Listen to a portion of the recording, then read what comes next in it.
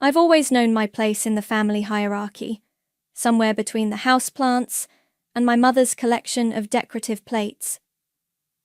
The golden child spot was firmly occupied by my sister Daphne, who was currently holding court at our monthly family brunch, waving her left hand so the morning light could catch her obscenely large diamond.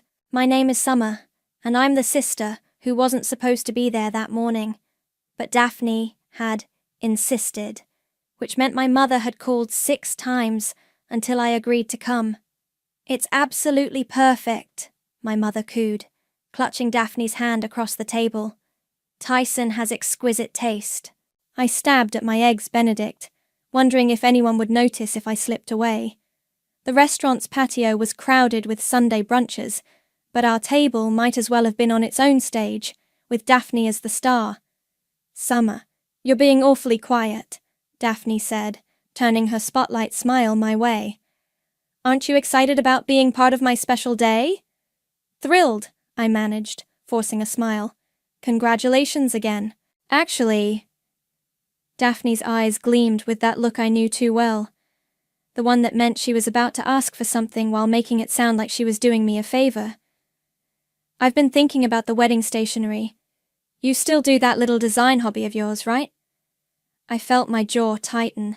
6 years of art school, 3 years building my freelance business, and my career was still a little hobby to them. I run a graphic design studio, I corrected quietly. And yes, I do wedding suites. Perfect! Daphne clapped her hands. You can do all my stationery.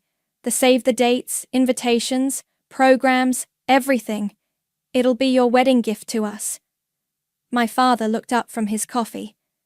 That's quite a lot of work, Daphne. Oh, please. My mother waved him off.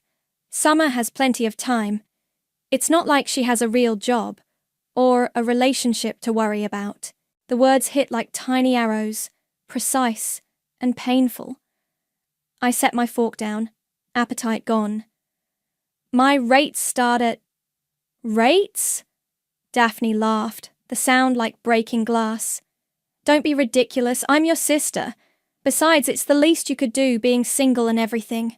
You can live vicariously through my perfect wedding. I looked around the table, at my father's suddenly fascinating coffee cup, my mother's expectant stare, and Daphne's triumphant smile. Years of similar moments flashed through my mind. My art school acceptance letter overshadowed by Daphne's promotion, my first major client overlooked because Daphne had a new boyfriend, every achievement minimized, every success dismissed. Of course, I heard myself say, my voice steady. I'd love to. See? My mother beamed. Summer knows how to be supportive. Daphne launched into her vision. Letterpress printing, gold foil, custom monograms. I nodded at appropriate intervals while something dark and determined unfurled in my chest. The save the dates need to go out next month, Daphne was saying. I'll send you my Pinterest board. Everything needs to be perfect. The Olivers are practically royalty in this city.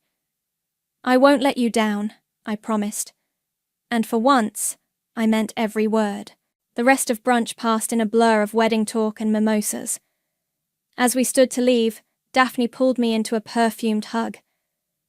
Thank you, little sister.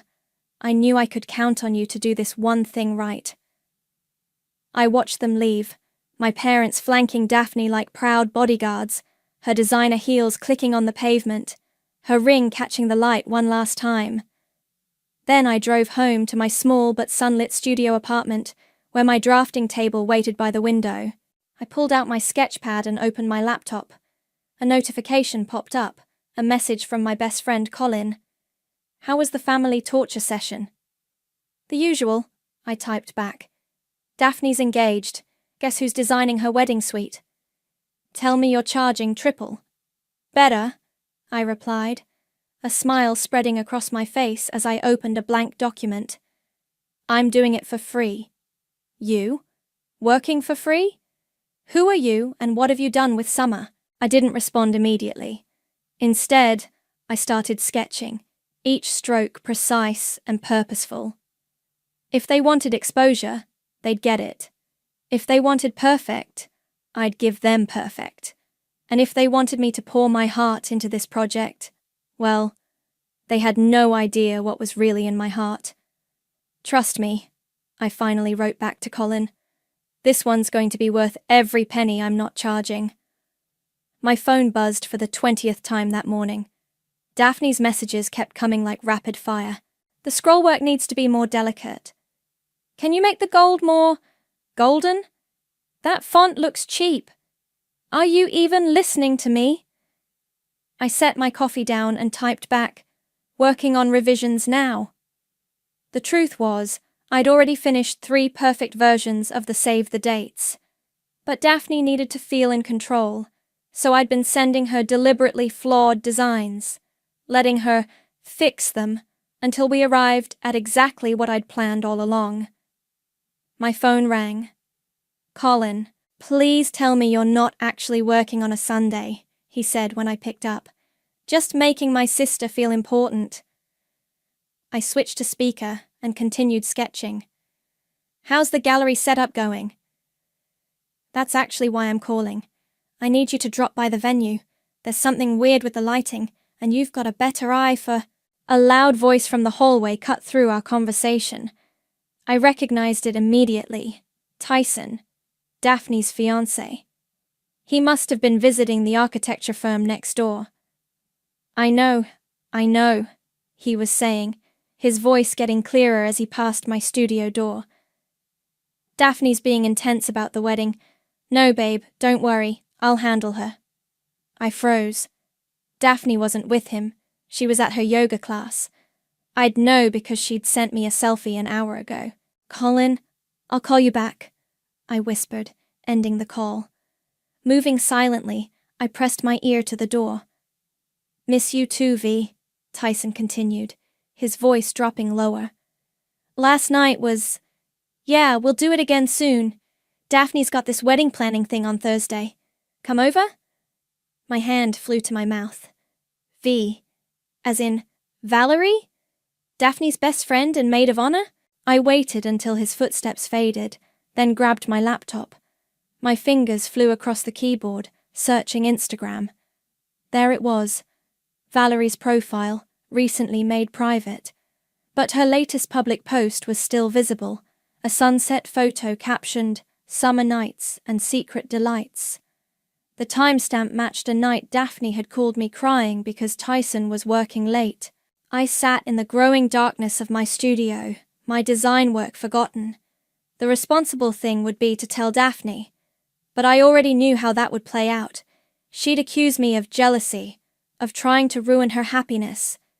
My mother would say I was making things up for attention. My phone buzzed again. Daphne, the Save the Dates have to go out next week. The Olivers are throwing us an engagement party, and everyone needs to know the date beforehand. Don't screw this up. I stared at her message, then at my sketches. The elegant borders I'd designed could easily hide a QR code, small enough to seem decorative, but clear enough to scan. And once scanned... Summer? Colin was at my door. You okay? You never called back. I let him in, showing him Tyson's call, Valerie's post, everything.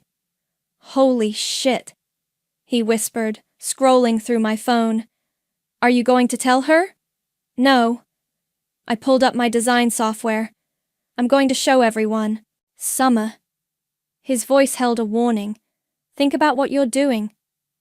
I have thought about it. For 29 years I've thought about it. About being the family disappointment. The silly little sister with her silly little hobby. I turned my screen toward him. Want to help me set up a private photo album? This is crazy, he said, but he was already pulling up a chair. You know there's no going back once you do this. I started working on the QR code, making it blend seamlessly into the design. Going back to what? Being everyone's doormat? Fair point. He watched me work for a moment. But maybe we should sleep on it? No. I kept designing, my hands steady. The Save the Dates go out next week. Everything needs to be perfect, remember? Colin stayed late, helping me test the QR code and set up the private album. When he finally left, the studio was dark except for my screen's glow. My phone lit up with one last message from Daphne. Just saw your latest design. Much better. See what happens when you actually listen to me? Maybe you're not hopeless after all. I smiled at my screen, at the intricate pattern that would soon expose every lie. Thanks, sis, I typed back. I'm putting my whole heart into this one. And I was. Just not in the way she thought. I saved the final design and sent it to my printer. In 7 days, 300 save the dates would go out to Minneapolis's finest. 300 chances for the truth to come out. Let the countdown begin. The print shop smelled like fresh ink and expensive paper. I stood watching as the first save the date came off the press, its gold foil catching the light. Perfect, down to the last detail, including the nearly invisible QR code woven into the border's flourishes. These are stunning, the printer said, holding one up. Wedding season keeps us busy, but this design, it's different. Special. If he only knew. My phone buzzed. Daphne again. Please tell me they're ready. The engagement party is tonight. Just picking them up now, I replied. They're everything you wanted. I packed the boxes carefully, each save the date nestled in cream-colored envelopes. 300 little bombs, waiting to explode. Back at my studio, Colin helped me sort them by zip code. Last chance to back out, he said, sealing another envelope. Look at this. I showed him my phone. Daphne had just posted on Instagram. So blessed to have my talented little sister handling our wedding stationery. Sometimes the simplest jobs bring the most joy. Wedding planning, or family first. Colin winced. Okay, she deserves this. My phone rang. Valerie. I let it go to voicemail. She'd been calling more frequently lately, probably suspicious of why I'd agreed to do all this work for free. She'd find out soon enough. The post office closes in an hour, Colin reminded me. We loaded the boxes into my car. At the post office, the clerk raised an eyebrow at the quantity, but started processing them efficiently. Each thump of her stamp felt like a heartbeat. All done, she announced. They'll go out first thing tomorrow. I drove Colin home, then returned to my studio. Daphne had texted again. Coming by to pick up some for the party tonight. Need to hand deliver to the Olivers.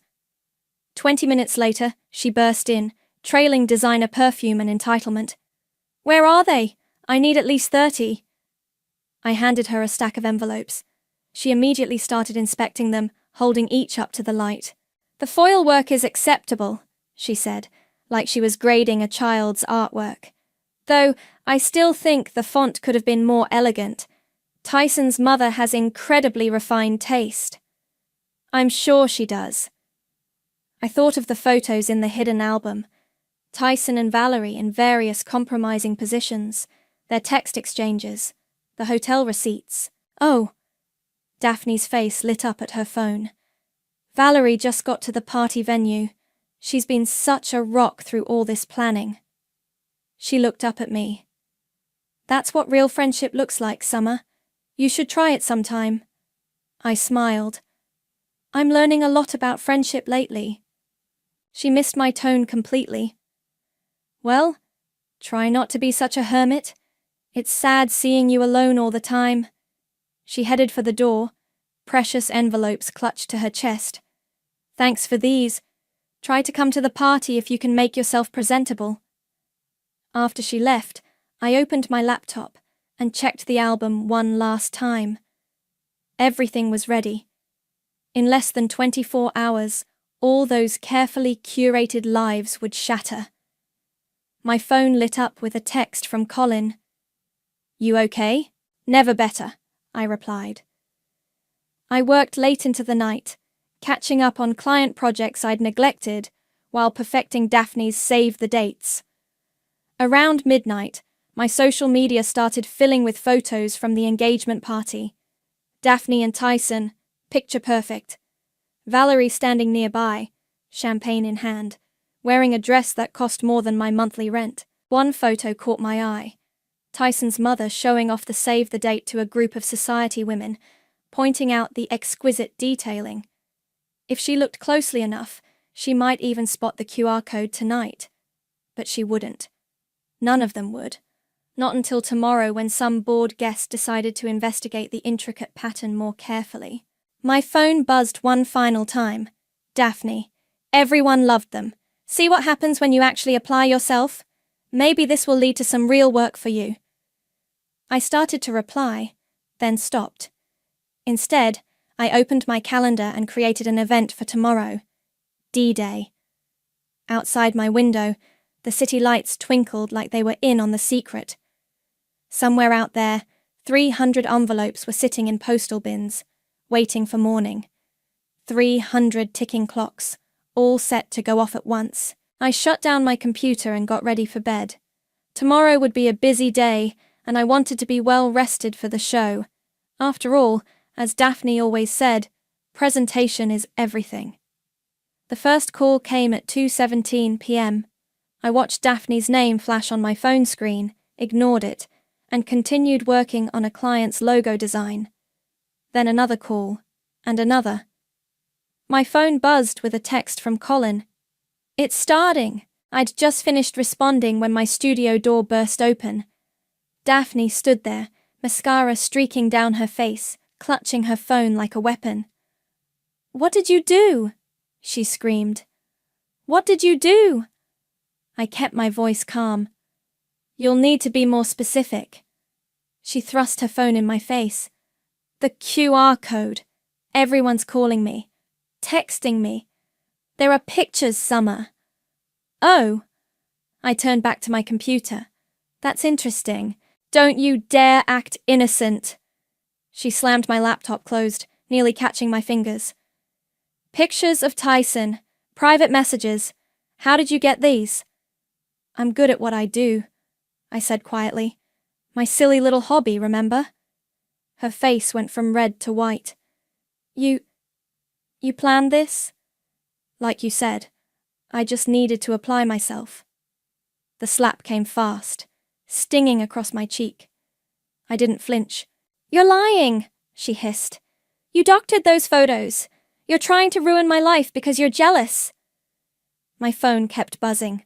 Mom. Dad. Unknown numbers. "Ask Valerie," I suggested. "She's in most of those photos." Daphne's hands started shaking. "Valerie would never—" "Check your messages," I said.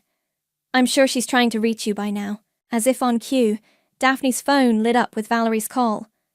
She stared at it, then at me, then back at her phone. When she answered, her voice was small. "Val?" I could hear Valerie's panicked voice through the speaker. "Daphne, I can explain. It didn't mean anything. Tyson said you were always too busy." Daphne ended the call. She sank into my client chair, her perfect posture crumbling. 300 save the dates, I said, standing up. 300 QR codes. How many have been scanned so far? Why? She looked up, tears cutting through her makeup. Why would you do this to me? To you? I laughed. This isn't about you.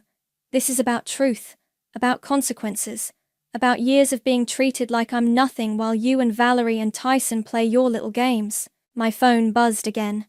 A text from Colin. Local gossip blog just picked up the story. You might want to check Twitter. Daphne's phone was exploding with notifications.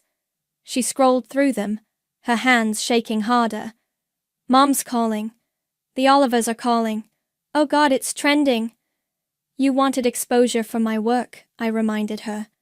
Looks like you got it. She stood up suddenly, grabbing her purse. I'll deny everything. I'll say you're crazy, that you fabricated it all because you're a bitter, lonely failure. Go ahead. I opened my laptop again. The metadata's all there. Timestamps, locations, hotel receipts. I'm very thorough with my work, when I actually apply myself. A new voice from the doorway. What the hell is going on? Tyson stood there, his perfect hair disheveled, his face flushed. He looked at Daphne, then at me, then at his phone. The pictures. How did... Ask Valerie, Daphne and I said in unison. He backed away, already dialing. My father's lawyers will... Will what? I interrupted. Sue me for exposing the truth. Go ahead, I saved everything. Daphne moved toward him, reaching out, but he turned and fled. We could hear his expensive shoes pounding down the hallway. My sister stood in the middle of my studio, her world collapsing in real time.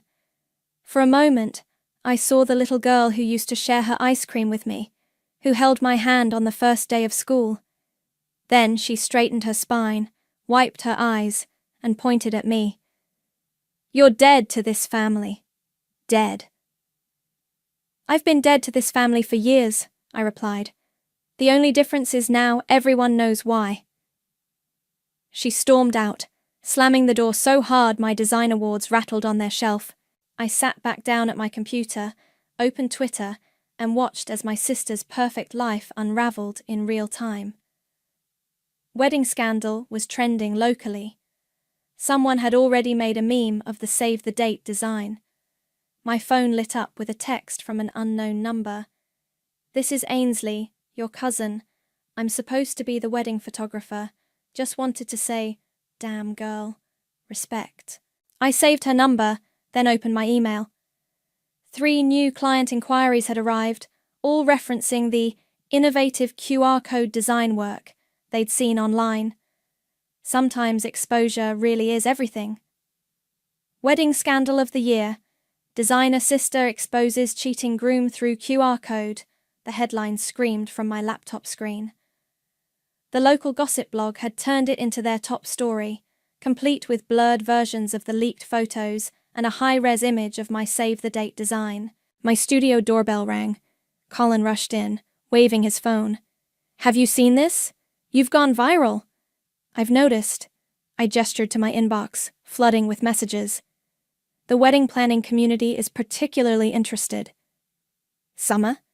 A quiet voice from the door. My father stood there, looking older than I'd ever seen him. We need to talk. Colin squeezed my shoulder. I'll get us some coffee, he said, slipping out. My father sat heavily in the client chair. Your mother is... She's not handling this well. Is anyone? He rubbed his face. Couldn't you have handled it more gracefully? Talked to your sister privately? Like anyone would have believed me? I turned my screen toward him.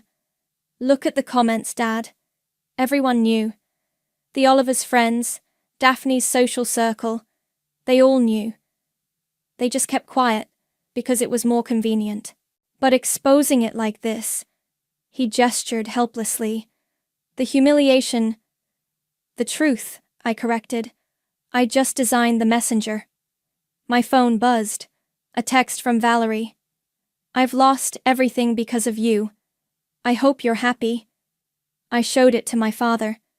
Funny how the people who actually did something wrong are the ones acting betrayed. He stood up, straightening his jacket. Your mother wants you to know you're not welcome at Sunday brunch anymore. I never was. After he left, Colin returned with coffee and a paper bag. Brought sustenance. You might need it.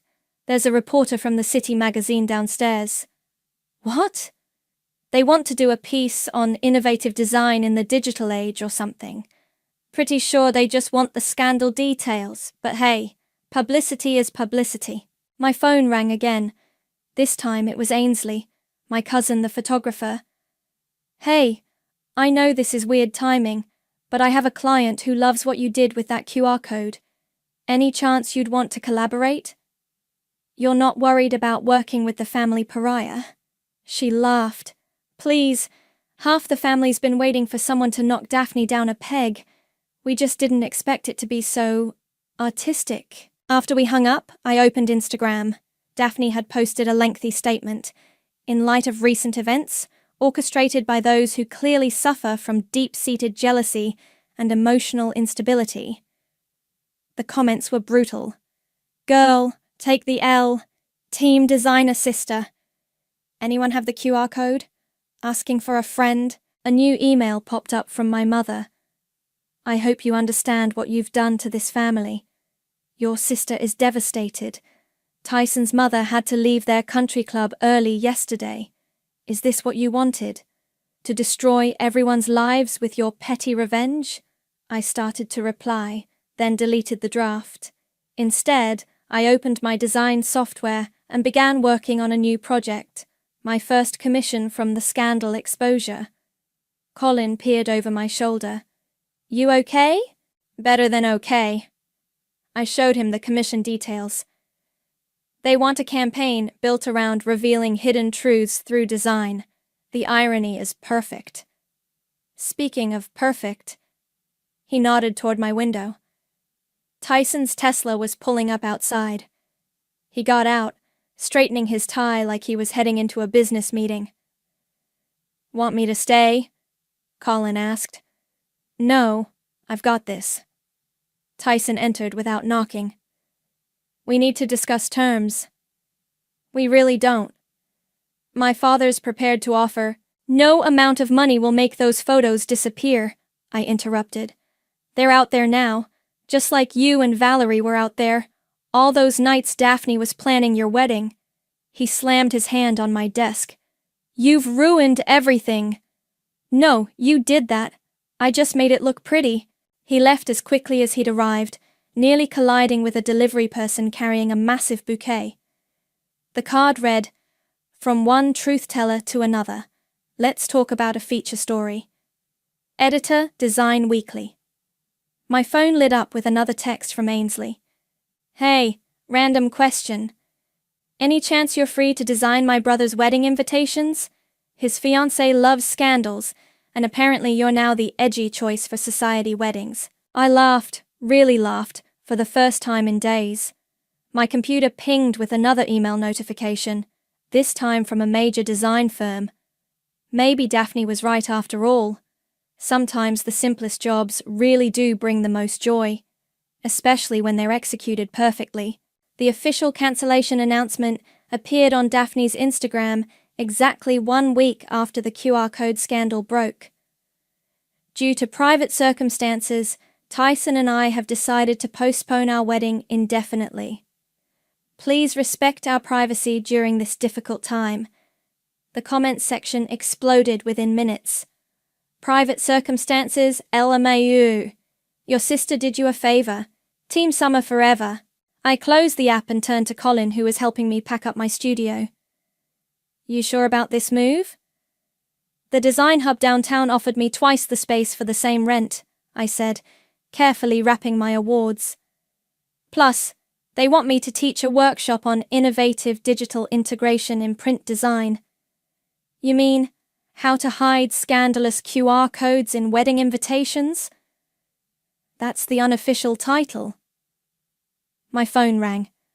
My mother. I let it go to voicemail, but she called right back. What? I answered.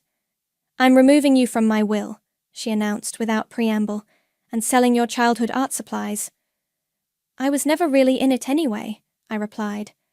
And those supplies were Daphne's hand-me-downs. You've made your point, Summer. You've had your revenge. Are you happy now? Your sister barely leaves her house. I taped up another box. Maybe she should have thought about consequences before... Before what? Before trusting her sister? Before giving you a chance to be part of something special? Before treating me like garbage for 29 years? She hung up. Seconds later, a text arrived. You'll regret this when you're as alone as you've made your sister. Colin read it over my shoulder. You're not alone, you know. I know. I showed him my email. I have 3 new clients this week, 2 magazine interviews tomorrow, and apparently I'm trending on design Twitter. The studio door opened. Ainsley walked in, carrying coffee and a magazine. You're going to want to see this. She spread the magazine on my desk. It was the latest issue of Modern Design Monthly, featuring a full-page analysis of my save-the-date work. The headline read, "The Art of Exposure: How One Designer Turned Wedding Stationery into Social Commentary." "They're calling you a visual revolutionary," Ainsley said, grinning. "The perfect blend of artistry and activism." "Daphne's going to hate that," Colin remarked. "Daphne's moving to Chicago," Ainsley reported. "Apparently the Olivers pulled some strings, got her a job at their satellite office. She posted about new beginnings this morning." My phone buzzed with another email. The Design Hub wanted to know if I'd consider curating a gallery show. "Hidden in plain sight, the power of visual truth." "Say yes," Colin urged. "We can showcase the wedding suite alongside your other work. Make it about more than just the scandal." I was about to reply when a final text came through from Daphne. "You've made your point. I hope you're happy now. I hope your precious career was worth destroying your family." I stared at the message for a long moment, then typed back, "It wasn't about my career. It was about the truth. Something you never valued." She read it immediately but didn't respond. "Help me carry these boxes?" I asked Colin and Ainsley. "The new studio has better lighting." As we loaded my car, I caught a glimpse of my reflection in the window. I looked different somehow. Stronger maybe, or just more myself. "Oh!" Ainsley nearly dropped a box. "I almost forgot. Remember that collaboration we talked about? The client wants to meet tomorrow. They're planning this huge society wedding, but they want it to be authentic and boundary-pushing. Translation, they want drama without having to create it themselves," Colin laughed. "Maybe," I said, "but at least they're honest about it." We finished loading the car as the sun set, casting long shadows across the parking lot. My old studio looked small now, almost confining. Tomorrow I'd start fresh in a space 3 times this size, with windows overlooking the city and my name on the door. My phone lit up one last time. A message from my father. "Your mother's upset, but I saw the magazine article. The work is beautiful, Summer, even if the timing wasn't." I showed Colin and Ainsley. "Progress?" "Baby steps," Colin said. "At least someone in your family finally saw your work for what it is." "Art," Ainsley added. "Really, really effective art." We locked up the old studio and headed out. Behind us, the building's security lights clicked on, illuminating the empty space where I'd planned my sister's downfall with precise artistic detail. Tomorrow would bring new projects, new challenges, new opportunities to tell the truth through design. But tonight, watching my old life recede in the rearview mirror, I felt nothing but light. Today would have been Daphne's wedding day. Instead of watching my sister walk down the aisle, I sat at my new drafting table, working on designs for a tech startup's rebranding. The irony wasn't lost on me. They wanted something transparent and authentic. My phone buzzed. A notification from Instagram. Daphne had posted for the first time since moving to Chicago. Sometimes the universe has other plans. Today, I'm celebrating new beginnings. Rebirth party. The photo showed her surrounded by champagne bottles and new friends, all wearing white like some twisted mockery of a wedding party. She'd tagged the location, an upscale rooftop bar downtown. "You're not actually thinking of going, are you?" Colin asked, reading over my shoulder. "No," I said, turning back to my work. "Yes." I grabbed my keys. "Maybe." "Summer, I just need to return something." In my apartment, I dug through my jewelry box until I found it.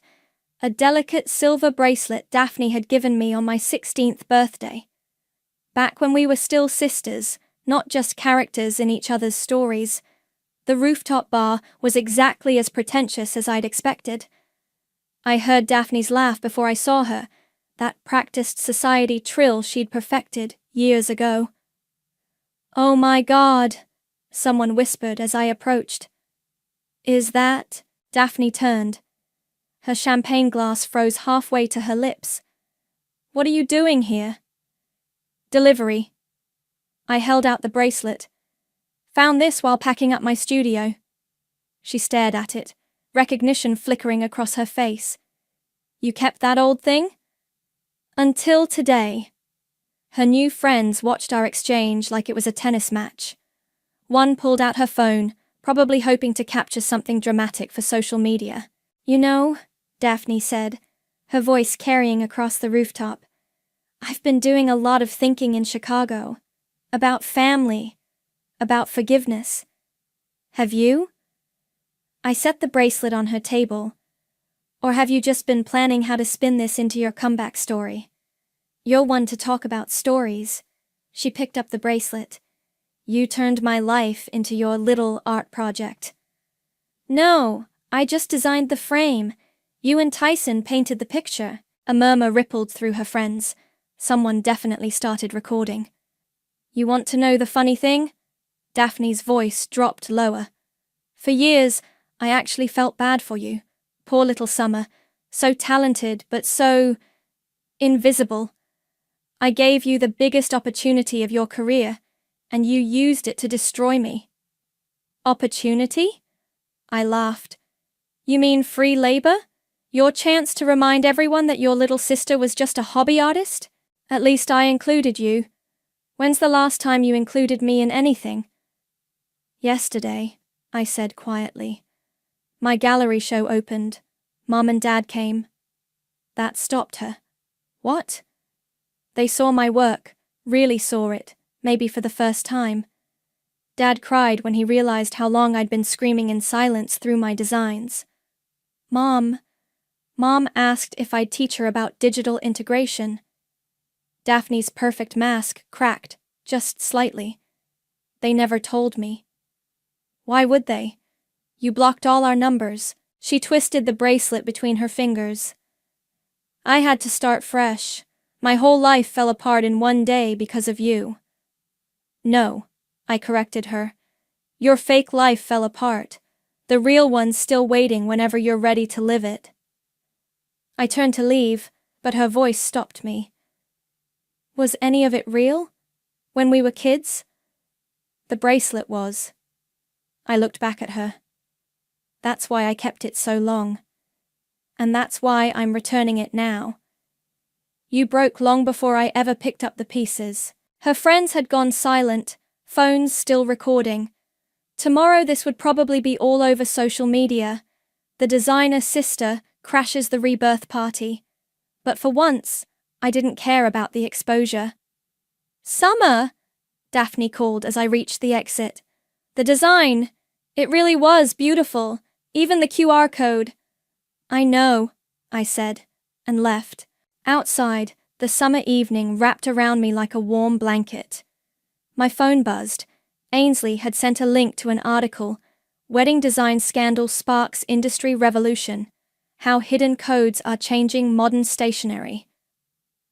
Below it was a message. You didn't just change your life. You changed the whole game. I walked back to my car, leaving behind the sound of Daphne's party resuming without me. The bracelet that had weighed down my jewelry box for years now sat on her table, a relic of a relationship that had died long before any QR code brought truth to light. My phone buzzed again. A new client inquiry, looking for something unique, something that tells the whole story, not just the pretty parts. I smiled and started composing a reply. That, at least, was something I knew how to do. The gallery buzzed with opening night energy. My exhibition, Hidden in Plain Sight, had drawn quite a crowd, including, to my surprise, both my parents. They stood before the centerpiece, a massive print of Daphne's wedding invitation, QR code gleaming under gallery lights. It's different seeing it like this, my father said quietly. The detail work. I never really looked before. My mother touched the frame gently. All those years, you were telling us stories through your art. We just didn't know how to read them. Before I could respond, Colin rushed over. Summer, you need to see this. He handed me his phone. An email had just arrived, From Valerie. Dear Summer, I'm getting married. Before you ask, no, not to Tyson. I met someone who actually values honesty. I know this is strange, but would you design our invitations? No hidden codes needed this time. Everything's already in the open. Valerie. Well, that's unexpected, Colin said. I handed his phone back. So is this whole night. Look around. The gallery was filled with design students sketching in notebooks, photographers analyzing my techniques, and society wives whispering behind their hands. My new studio had a 6-month waiting list. The scandal had transformed into something else entirely, a conversation about truth in art, about speaking when words fail. Summer? A familiar voice. I turned to find Ainsley with her camera. Mind if I add something to the exhibition? She pulled up a photo on her screen. Daphne at her rebirth party, holding the silver bracelet, mask finally cracked. The caption read, "The moment truth catches up." It's perfect, I said. Print it. My phone buzzed. A text from Daphne. Saw your exhibition made the national design blogs. Guess you were never just a hobby artist after all. I showed Colin. Progress? Baby steps, he agreed. The gallery director approached with a champagne flute. We've sold 4 pieces already, and there's someone here you should meet, a publisher interested in turning your story into a coffee table book about revolutionary design techniques. My mother overheard.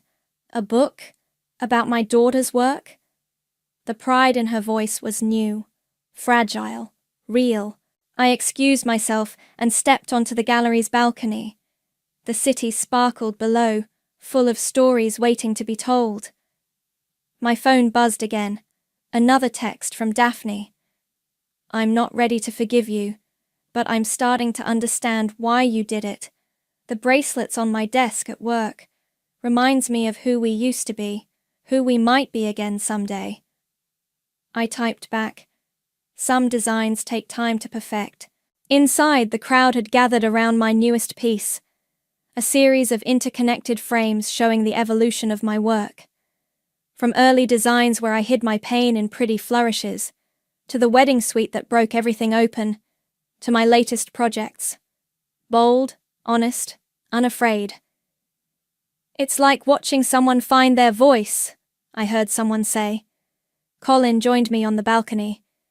Valerie's email. Are you going to do it? Maybe. I smiled.